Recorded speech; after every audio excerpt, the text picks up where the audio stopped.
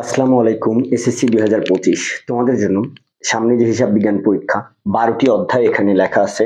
12টি অধ্যায় থেকে আমি এখানে তোমাদের 6টি অধ্যায় বলে দিব, 6টি চ্যাপ্টার বলে দিব। এই 6টি চ্যাপ্টার থেকে তোমরা 100% 60টি সৃজনশীল প্রশ্ন কমন পাবা হিসাব বিজ্ঞানে। কারণ এই 12টি অধ্যায় পড়া অনেক স্টুডেন্টদের জন্য কষ্টকর।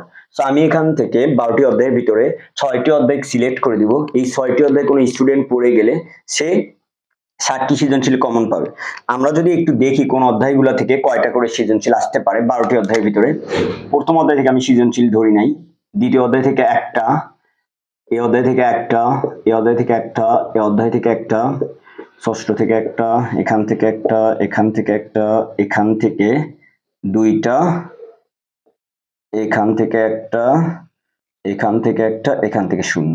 তাহলে দেখো তো এক এক তারপরে কত, সরি এখান থেকে হবে একটা, এখান থেকে হবে দুইটা, তাহলে 3 4 5 6 7 8 9 10 11। তাহলে তোমার কিন্তু 11টা সিকিউ আসবে এই অধ্যায়গুলা থেকে। তো এতগুলো অধ্যায় পড়ার থেকে আমি তোমাদেরকে 6টি অধ্যায়ের নাম এখানে বলে দিব।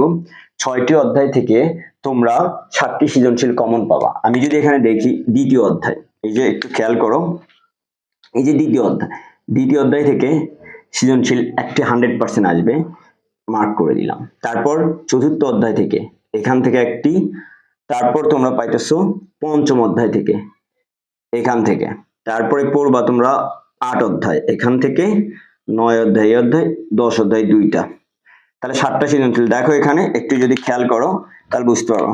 তাহলে 2 3 4 5 6, এই যে 7টা সৃজনশীল তোমরা কমন পাইতেছো 100%। কারণ আমার কাছে এই অধ্যায়গুলো ইজি মনে হয়েছে, তোমরা কমপ্লিট করতে পারবা সুন্দর করে। এবং আমার ফেসবুকে যারা ভিডিওটি দেখতেছো বা ইউটিউবে দেখতেছো, একটা ভিডিও এবং ফেসবুকে একটা পোস্ট দেওয়া আছে, এই অধ্যায়গুলোর ভিতরে কোন টপিকগুলো বেশি গুরুত্বপূর্ণ স্টার মার্ক দেওয়া আছে। শুধুমাত্র ওই টপিকগুলো কোনো স্টুডেন্ট যদি পড়ে যায় অবশ্যই সে 60টি সৃজনশীল 100% কমন পাবে। এখন আমি চলে আসি ভাই এমসিকিউতে। কিসে আসবো? এমসিকিউ এর জন্য কোন কোন অধ্যায়গুলো বেশি এবং এমসিকিউ কোন কোন। প্রথম অধ্যায় থেকে আমি যদি একটু খেয়াল করি, প্রথম অধ্যায় থেকে এমসিকিউ প্রায় ধরো তোমার 4 থেকে 5টা আসবে। দ্বিতীয় অধ্যায় থেকে তোমার এমসিকিউ আসবে 3 থেকে 4টি। তৃতীয় অধ্যায় থেকে এমসিকিউ আসবে 2 থেকে 3টি। এই অধ্যায় থেকে এমসিকিউ আমি 3 থেকে 4টি, অধ্যায় থেকে 1টি। তারপর আমি যদি এমসিকিউ আর একটু বিচার করি, এই অধ্যায় থেকেও 1টি আসে। তারপর এই অধ্যায় থেকে 4 থেকে 5টি। তারপর এই যে এই অধ্যায় থেকে এমসিকিউ আসবে 2 থেকে 3টি। তাহলে এই অধ্যায়গুলো ভাইয়া এমসিকিউ এর জন্য কিন্তু একটু বেশি গুরুত্বপূর্ণ। দেখো এই অধ্যায়গুলো এমসিকিউ এর জন্য বেশি গুরুত্বপূর্ণ। তাহলে এমসিকিউ এর জন্য 1 2 3 4 9 এবং 12, এই অধ্যায়গুলো এমসিকিউ এর জন্য বেশি গুরুত্বপূর্ণ। এবং এমসিকিউতে ভালো করার জন্য তোমরা অবশ্যই 18 থেকে 24 বোর্ডের যে প্রশ্নগুলো আছে, বোর্ডের এমসিকিউ অবশ্যই প্র্যাকটিস করবা। এবং সৃজনশীলের জন্য আমি যে 6টি অধ্যায় সিলেক্ট করে দিলাম, এই 6টি অধ্যায় তোমরা কমপ্লিট করে গেলে 60টি সৃজনশীল কমন পাবা।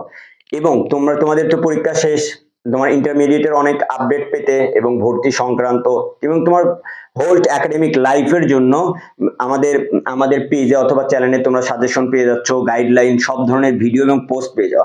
তাই তোমরা চ্যানেলটি সাবস্ক্রাইব এবং পেজটি অবশ্যই ফলো করে রাখবা।